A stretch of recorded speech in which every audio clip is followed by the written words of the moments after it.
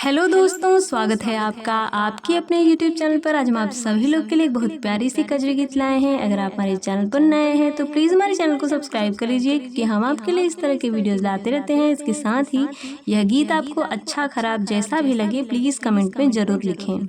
अब कि सावन में सरधा पुराई द पिया, झुलनी गढ़ाई द पिया ना। अब कि सावन में सरधा पुराई द पिया, झुलनी गढ़ाई द पिया ना।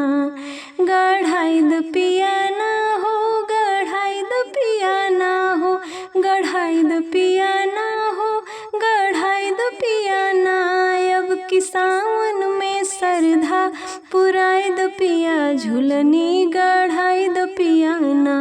अब कि सावन में सरधा पुराई द पिया, झुलनी गढ़ाई द पिया ना। याद रखी है एक बतिया, झुलनी रहे तीन पतिया। याद रखी है एक बतिया, झुलनी रहे तीन पतिया। संगी सोने का टिकुली लियाई द पिया, झुलनी गढ़ाई द पिया ना।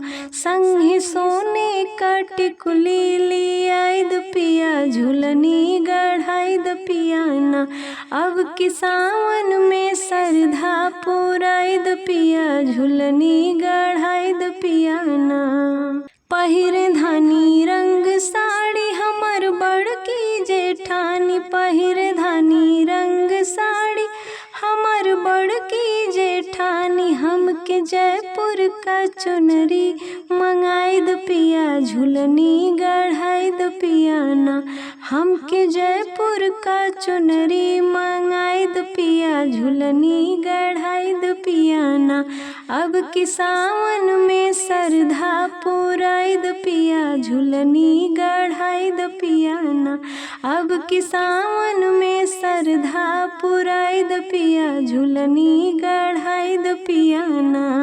आइल सावन की बहार होला कजरी मल्हार, आइल सावन की बहार होला कजरी मल्हार। हमके बगिया में झूला झुलाई द पिया, झुलनी गढ़ाई द पिया ना। हमके बगिया में झूला झुलाई द पिया, झुलनी गढ़ाई द पिया ना। अब कि सावन में सरधा पुराई द पिया, झुलनी गढ़ाई द पिया ना।